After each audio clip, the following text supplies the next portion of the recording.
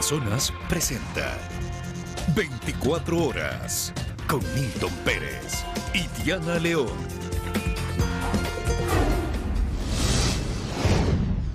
Empezamos. Daniel Noboa cumplió su primer acto público como presidente de la República electo. Asistió a la sesión solemne por los 203 años de provincialización del Guayas. Lo hizo inmediatamente al volver al país. Bernarda Ceballos está con nosotros. Bernarda, cuéntanos.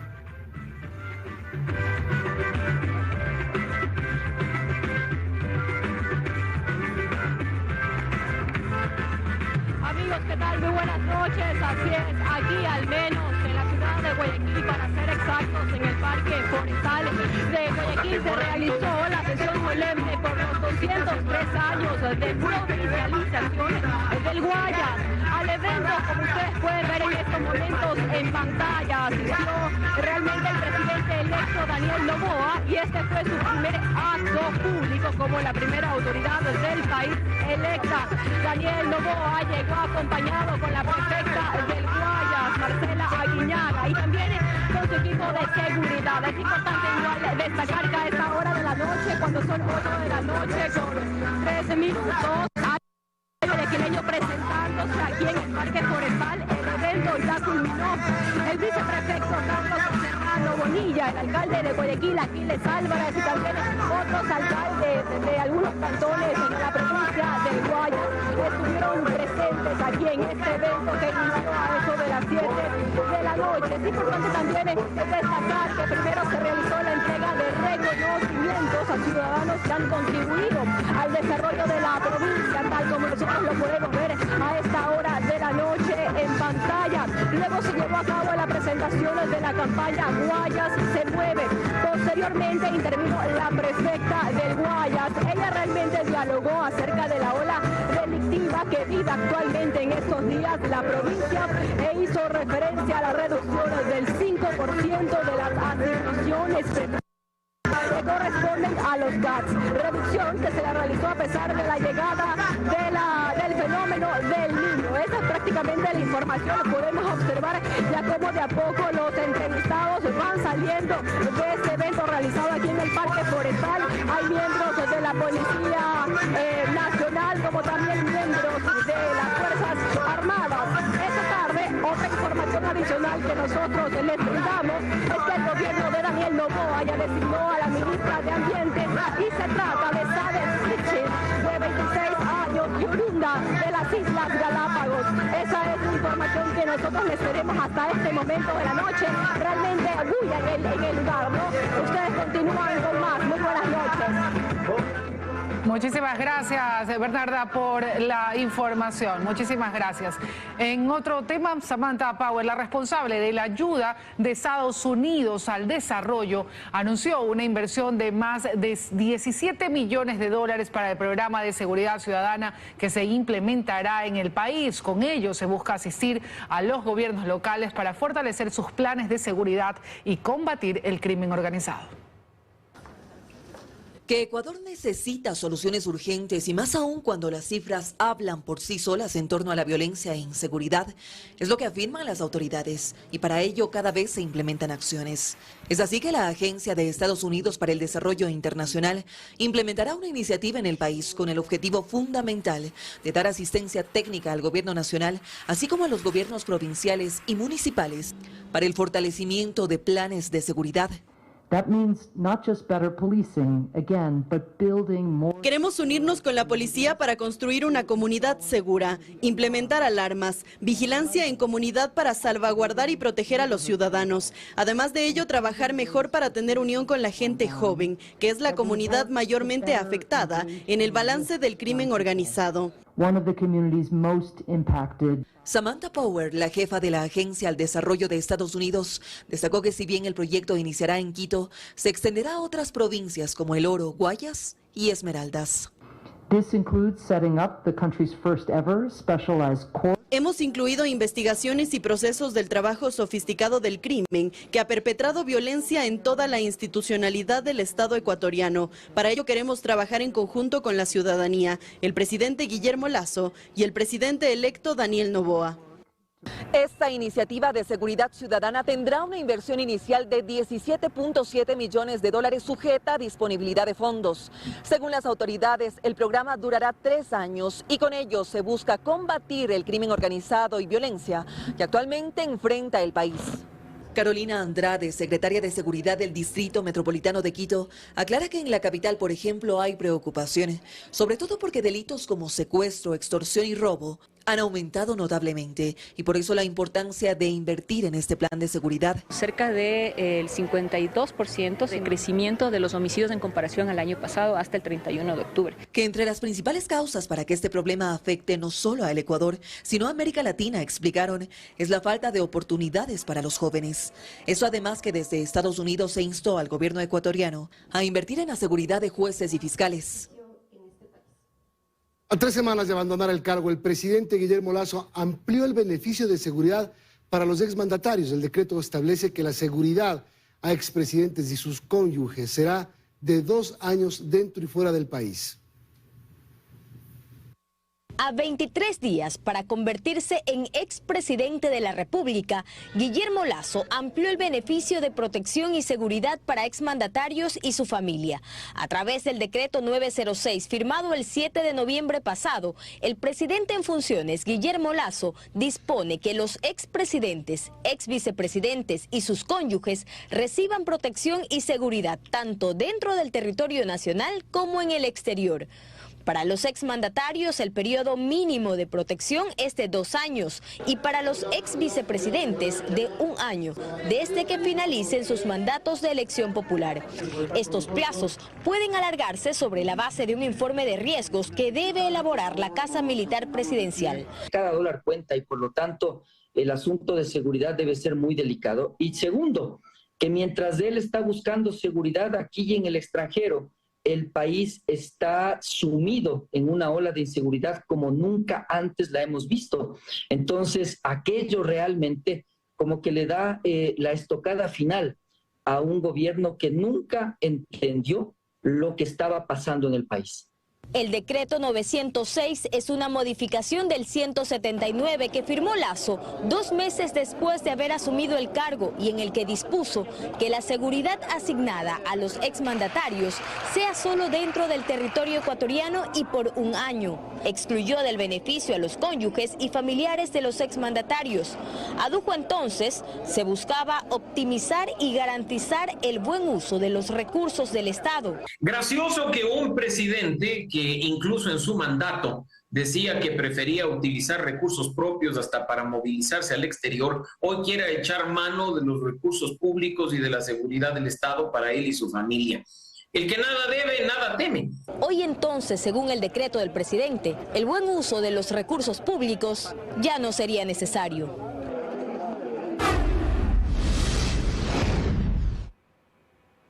El próximo sábado y domingo no habría racionamientos de energía en todo el país. Las autoridades analizan el tema. Mientras tanto, el presidente Lasso afirma que mejoraron las condiciones hidrológicas de Coca-Cola, Sinclair, Mazar y Paute. Que el panorama comienza a mejorar en el tema energético, afirma el aún presidente en funciones Guillermo Lasso. Esto debido a que desde ayer Ecuador empezó a recibir de Perú energía de hasta un máximo de 50 megavatios. Esto sumado a lo que ya le compramos a Colombia y al funcionamiento de Termoesmeraldas con 125 megavatios hora, aunque esto no garantice el fin de los apagones. Lo principal y lo que tenemos que defender todos los ecuatorianos es una licitación que le está llevando la empresa eléctrica Quito para una contratación de emergencia por 465 megavatios. Para el exministro de Energía Iván Rodríguez, estas acciones, si bien aportan, no son suficientes para la crisis energética, puesto que la demanda desde mayo de este año aumentó a 4.682 megavatios hora. Lo de Colombia no es fijo, algunas veces nos da más, otras veces nos da menos, Perú también. Y es que desde el inicio de los racionamientos de energía que iniciaron el pasado 27 de octubre, las quejas por parte de la ciudadanía y el sector comercial no han parado, sobre todo por la falta de cumplimientos en los horarios y por el tráfico que generan especialmente en hora pico. La única manera como nosotros podemos tener menos horas de apagones, que el parque térmico del sector industrial se ponga a funcionar. Pero además de esta crisis energética, la Corporación Nacional de Electricidad informó esta tarde que ha sido notificada con la resolución de una medida cautelar por parte de una jueza de San Jacinto de Yaguachi, en la que inicialmente se establecía la suspensión del presupuesto anual para el ejercicio fiscal 2023 aprobado por el directorio de CENEL. Posteriormente, la misma magistrada aclaraba que la medida únicamente era aplicada en el artículo 8 de dicha resolución. La Corporación de Electricidad ya ha presentado la solicitud de revocatoria a esta medida que, según alegan, pone en riesgo el servicio público, el pago de remuneraciones y beneficios laborales a trabajadores y proveedores. Dos viceministros de electricidad, conscientes de la difícil situación del obsoleto parque térmico y la sequía, no adoptaron medidas urgentes para prevenir los apagones. La situación era de conocimiento general y nada fue sorpresa. Hace más de un año se advirtieron los riesgos de apagones, pero las decisiones urgentes se dilataron hasta ahora, cuando el estiaje y la falta de mantenimiento del parque térmico provocaron cortes de luz que estamos viviendo. El año pasado Ecuador pudo sufrir apagones, pero fue la venta de energía eléctrica por parte de Colombia lo que nos salvó. Pero la entonces ministra de Energía de Colombia advertía ya que el 2023 no podrían vendernos electricidad, y de esto tenía conocimiento el ministro de Energía. Avisorando que se viene un fenómeno del Niño como el que ya se predice, que puede llegar desde agosto de este año. Es una sequía la más fuerte en los últimos 10 años. En esa época, la ex viceministra de Electricidad ecuatoriana, Enid Carrión, envió un informe con fecha 27 de diciembre, cuestionando la gestión del exgerente de SELEC, Nicolás Andrade. Señaló que se registraban retrasos importantes en ejecución de obras, indisponibilidades relevantes en centrales y unidades de generación eléctricas. Por esto, él salió del cargo. Le solicitamos una entrevista, sin embargo, no respondió. Pero también la ex viceministra Enid Carrión estaba enterada de la situación y habló el 23 de febrero de este año sobre la necesidad de actuar. Sí, estamos tratando de salir del periodo de baja hidrología. Se han planteado acciones inmediatas. La recuperación del parque térmico. Pero señalan expertos que ella tampoco actuó. La calentura no está en las sábanas. Esto viene desde muchos años atrás. Se debió haber también tomado decisiones respecto a sustituir el parque térmico que ya estaba en condiciones de vida útil terminada. La ex viceministra hablaba de la necesidad de arreglar el parque térmico. No lo impulsó y dejó el viceministerio en manos de Marcelo Jaramillo el 4 de abril. Él, desde hace poco más de un mes, es el gerente de la empresa eléctrica Quito, que impulsa hoy la licitación para generación eléctrica de emergencia. Sobre las responsabilidades de la no toma de decisiones a tiempo, le consultamos al actual viceministro de Electricidad, quien lleva apenas un mes en el cargo, y le tocó asumir medidas y acciones urgentes porque quienes lo precedieron no lo hicieron. Es complejo decir que uno se haga cargo de las crisis, pero las crisis hay que gestionarlas, ir viendo hacia adelante. Yo creo que no hay tiempo en este momento de ver, determinar, señalar responsables, por qué no se tomaron en cuenta que el estiaje iba a ser más fuerte. Así, diversas voces expertas esperan que una vez manejada esta crisis se pueda identificar las responsabilidades de lo que debía hacerse y se obvió. ¿Y por qué es tan importante que llueva en los sectores donde se encuentran las hidroeléctricas? ¿Qué sucede con los caudales y los embalses? Andrea Samaniego nos explica. Para entender lo que sucede en el sur del país respecto del estiaje, es importante comprender lo siguiente. El caudal del río Paute alimenta 3 hidroeléctricas: Sopladora, Paute Molino y Mazar. El nivel del caudal del río Paute es clave porque el agua llega primero a la hidroeléctrica Mazar y a su gigantesco embalse. Luego el agua del río sigue bajando para que operen Paute Molino y Sopladora.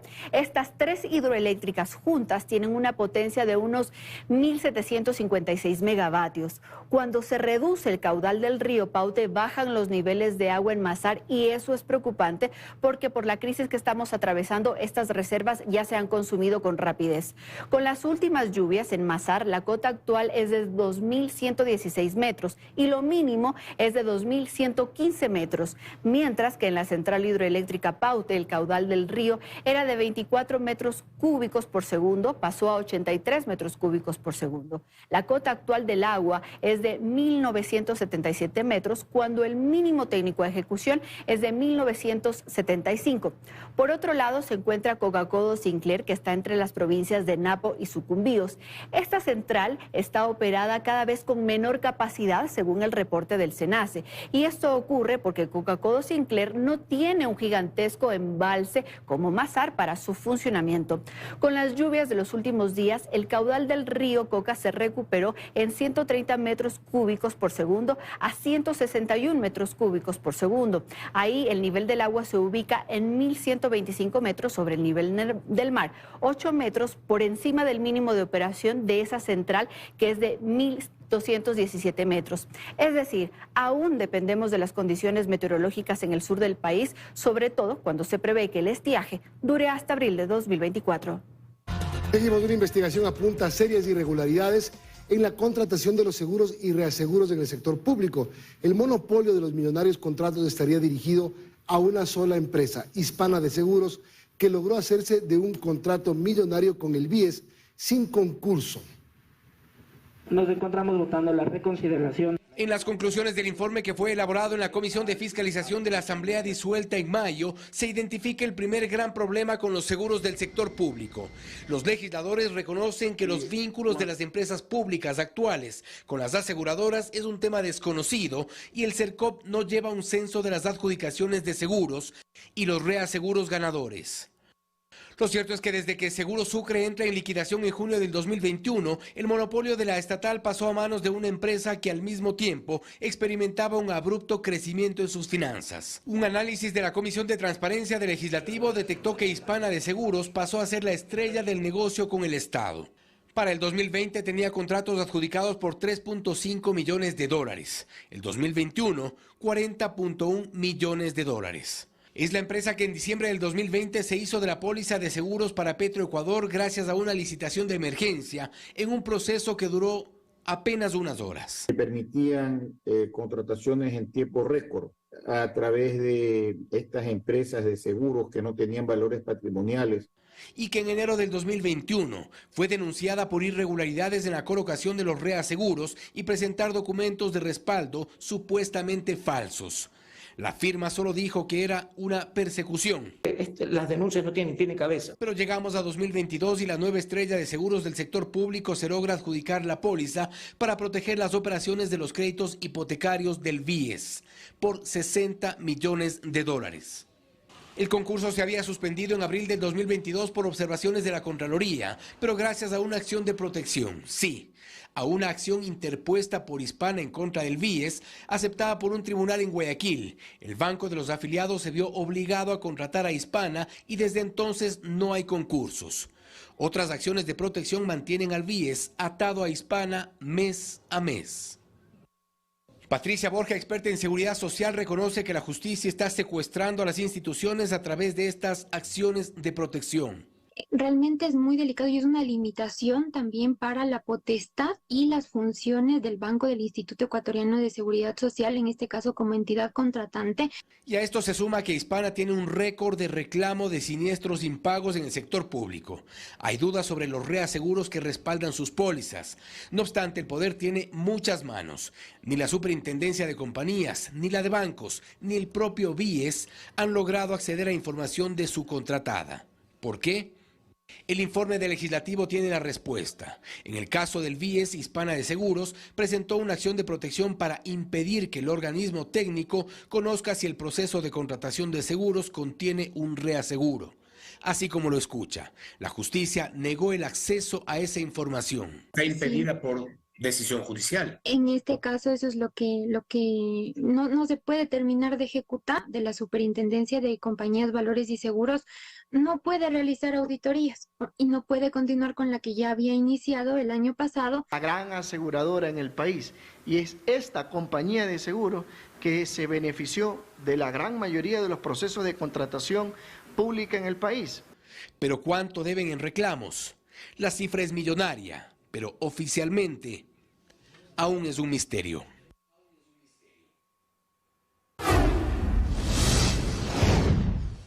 El Pleno del Consejo de la Judicatura designó al comité de expertos que elaborará el banco de preguntas y los casos prácticos para la fase de oposición dentro del concurso de jueces de la Corte Nacional de Justicia.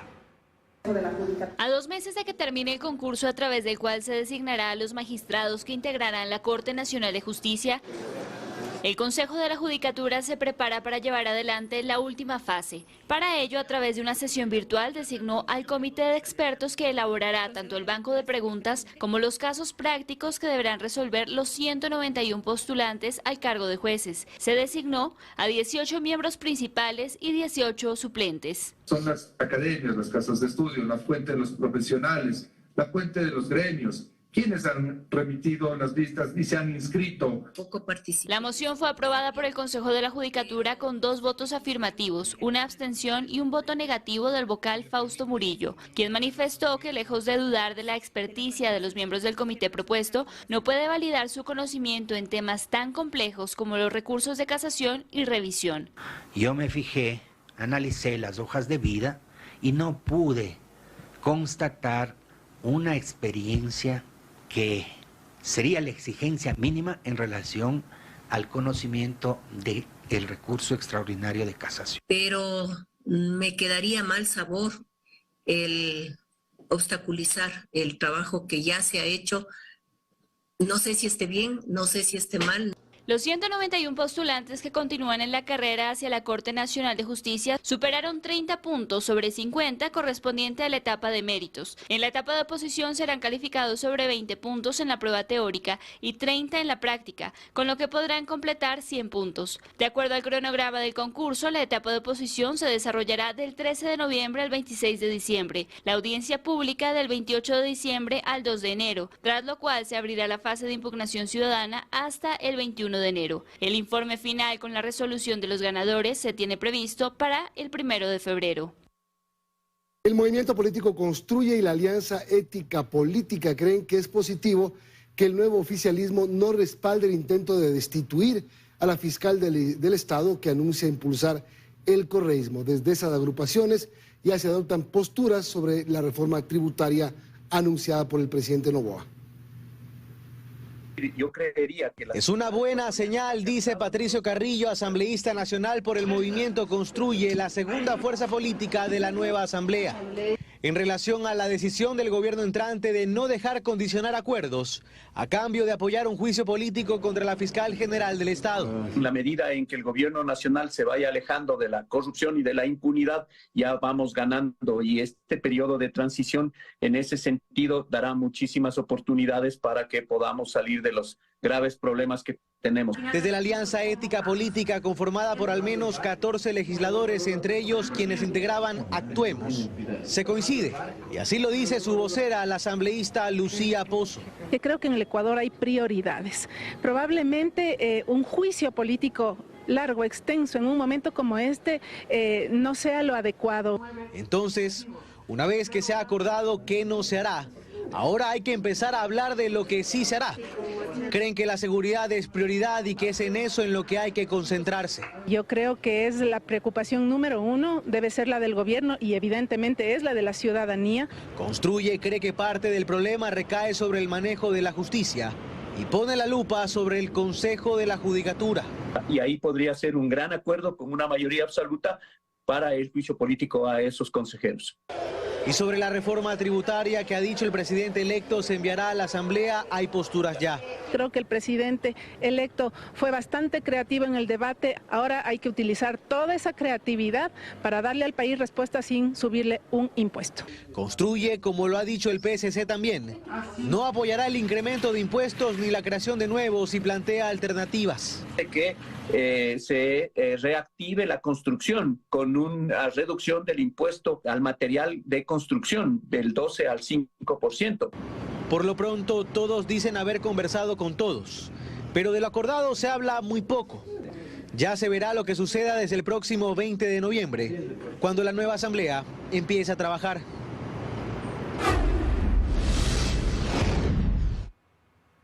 Les contamos, el Hospital Eugenio Espejo de Quito ahora cuenta con un secuenciador genético que permite realizar análisis masivos de enfermedades huérfanas, catastróficas, cáncer, entre otras. Se trata del único en la región. Este pequeño equipo es un secuenciador genético de tercera generación. El Hospital Eugenio Espejo en el centro de Quito se convirtió en la primera casa de salud de la región en tenerlo. Con él se pueden realizar análisis genéticos masivos para detectar enfermedades huérfanas, catastróficas, cáncer, entre otras.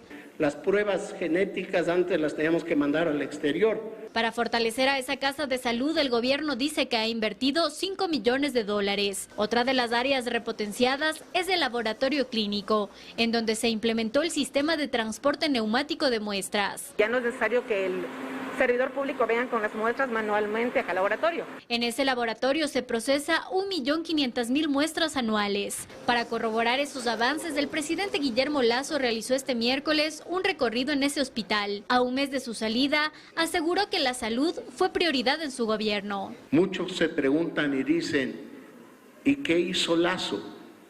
Esto hemos hecho. 4 hospitales nuevos, el equipamiento de uno de los más grandes del país, la modernización de todo el laboratorio del Hospital Eugenio Espejo, que tiene capacidad para atender los exámenes de todo el país. También anunció la reapertura del programa de becas para la especialización de médicos y enfermeras. El proyecto de fortalecimiento del talento humano en salud tiene una vigencia de 7 años. Para este año se van a financiar 610 becas. La inversión total del programa de becas será de $360 millones. Según las autoridades, con este presupuesto se puede lograr la especialización a nivel interno, es decir, sin necesidad de enviar a los médicos al extranjero. Seguimos, amigos. Cerca de 2 toneladas de droga fueron incautadas durante un operativo realizado por la Armada del Ecuador en Galápagos. 2 personas fueron detenidas por las autoridades. Aproximadamente 2 toneladas de droga fueron incautadas por la Armada del Ecuador, quienes persiguieron a 2 embarcaciones sospechosas que se encontraban navegando por la zona económica exclusiva, a 180 millas náuticas al suroeste de San Cristóbal. La Armada dio más detalles acerca de este operativo. Se visualizó a las 2 lanchas. Una vez que detectaron que la lancha guardacostas se encontraba en el área, procedieron a abandonarla. Los sujetos intentaron escapar a bordo de otra lancha mientras arrojaban al mar varios bultos negros llenos de droga. La Armada pudo recuperar algunos paquetes. Con varios huecos para su hundimiento y 45 bultos con presuntas sustancias sujetas a fiscalización. Los uniformados decomisaron los paquetes de droga y fueron trasladadas a la isla San Cristóbal para los trámites correspondientes. Según las primeras investigaciones, este cargamento de droga estaría valorado en más de $4 millones. Nuevamente la penitenciaría litoral fue intervenida durante esta mañana por miembros de la policía y fuerzas armadas. Aproximadamente 1.700 uniformados ingresaron al penal, en donde requisaron armas, municiones, explosivos y otros objetos prohibidos. Este fue el tercer día de enfrentamientos que se registraron en este centro carcelario.